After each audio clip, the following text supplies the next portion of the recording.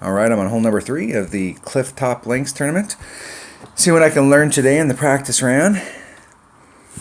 My caddy and I are still confused about hole number 2. Hole number 3, this is a vicious hole right here. I'm going to start off bringing big stuff just so that I can check distances. My first thing that I want to find out is with my quarterback, with max topspin, how far that gets me up into the chute. Now I've got a maxed out quarterback, so I'm going to, I should be able to get a pretty good read and give everybody else a good read on how much topspin it's going to take and what we can do down here with the QB. And then I'm going to come at the second shot with a big dog. I'm going to bring a Titan. You don't really need a lot of curl here.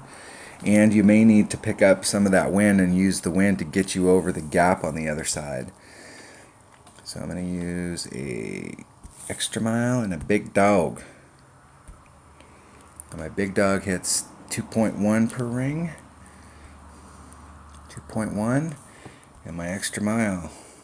Actually, I'm changing that extra mile up to a QB. What was I thinking? Still asleep. Those should be the only two clubs I need.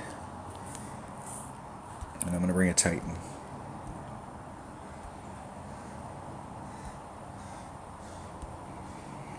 Off we go. Treat them like one-on-one. There is a difference between playing one-on-one and playing in the tournament. In the tournament, you really should be focused on the course and not what your opponent's doing. When you're playing one-on-one, you're trying to beat your opponent because you're trying to get that chest, you're trying to get those coins. But here we really want to focus on getting our eagle. If you put yourself in the right spot so that you can get the eagle, you will have an albatross look, but this is a low percentage hole to get an albatross. Now I have seen a few people make that little island right there and get over, but look at that island. It's got a ridge that runs right down the middle of it. You hit a little bit to the right here, your ball's going to go to the right. You hit a little to the left, your ball's going to go to the left, and you've got a very small area to land, and it's going into a fairly narrow fairway on the other side. My opponent did nicely. Getting up there by those shadows, that's the key. That's a nice shot. Nice shot, that's what you're looking for.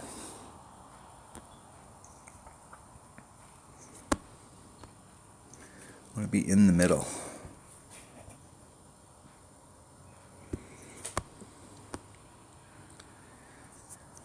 Gives me my best shot here. I'm going to take the wind out just because I want to see what kind of roll we're getting with the quarterback not having to use any wind. So if I can just take a pure shot here, a little bit of curl to the left just to make sure we stay to the left in the fairway. Hitting it perfect.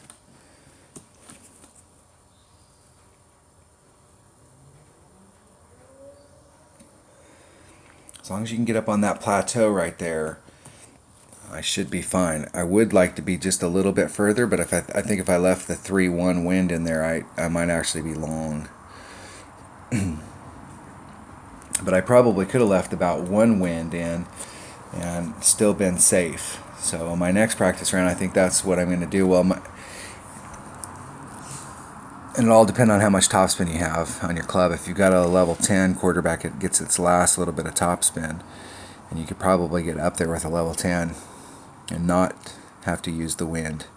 If you've got a lower developed club and you don't have enough topspin on it, then you probably have to engage some of that wind to help you get up there. The other way to do it is to use overpower, but if you can use the wind, you do not have to use overpower, you're much better off. So you can see where my opponent's at.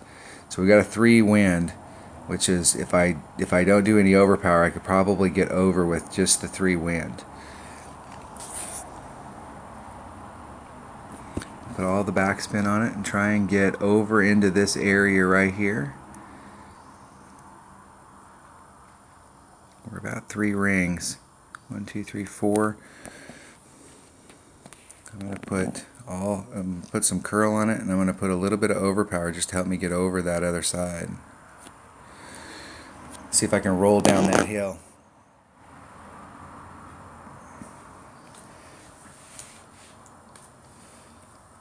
So we're going to have to get every single bit of the distance on that drive in order to help us out there. So even with a power 3 ball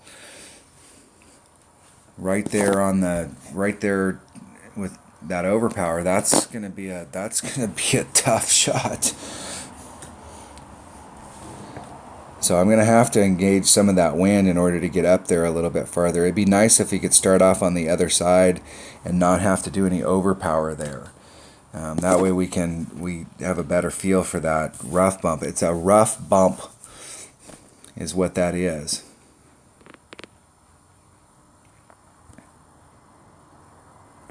Alright, I missed my putt. My opponent's going to be ticked. Yeah, they should still be able to get their birdie.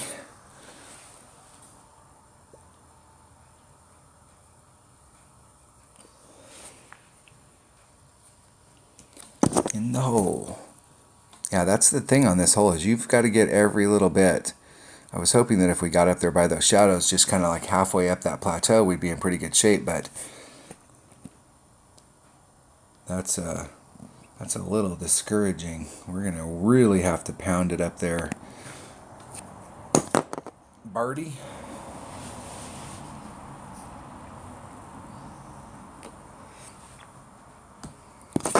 Once again, I don't know why I took that shot.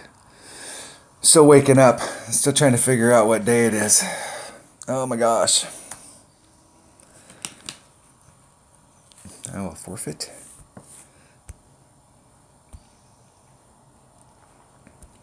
Good luck in the tournament. Let's go back and look at this hole here. So my shot was right about in this area. Not quite halfway on that plateau, thinking where this depression is on the course right here, looking up, and there's actually this shadow here extends out into the course a little bit, but being about halfway, and my red line being down here on the cliff face with the big dog and a 3 power ball. So I guess the real way to do this to make sure that you've got yourself set up on this is to bring a 4 power ball. That's the way to do it, because that's going to help you out on the first shot. So if you're bringing a QB, it's going to help you out on the first shot. And here's the unfortunate part. You're going to have to practice with it right now in these qualifying rounds and the practice round here. You're going to have to practice with this 4 power ball, because what you don't want to do is struggle along with a 3 power ball and then go, well, when I get to the opening round, I get to the weekend round, I'll bring out a 4 power ball, because your 4 power ball, your setup down here on how much topspin you'll use and where you're going to end up, not trying to roll into this rough, it's going to be different than with a 3 power ball.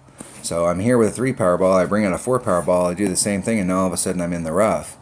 So I may not have to use all the topspin in order to get just a little deeper in that hole. And it didn't look like I needed to get too much deeper into that hole in order to be able to start off on the green side. And we do have a wind that was going, a headwind that was coming in this direction.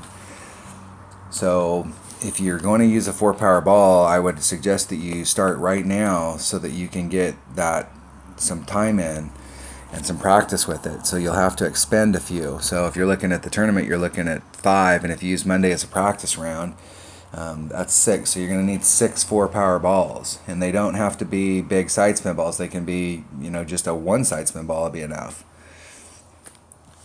So we'll definitely want to tighten this hole up, because I don't like using overpower onto a shot like this, especially when you're in that rough. The deal is, when you're on the green side, if you use the overpower and everything worked out like you wanted it to, you can get the same kind of results that I got right there, as far as it hitting the rough and then dribbling down onto the green. But if you miss that rough and you hit down here on the fairway, you're going to go for a ride. So we'll keep working on that hole. All right, that was hole number 3 of the Clifftop Links tournament. It's going to fire the game back up. And one of the things today is we got an update in the game. I always hate it when we get an update on tournament week, because if they have any glitches in it, then we're involved in their glitch. All right, that was hole number 3 of the Clifftop Links. Thanks for watching.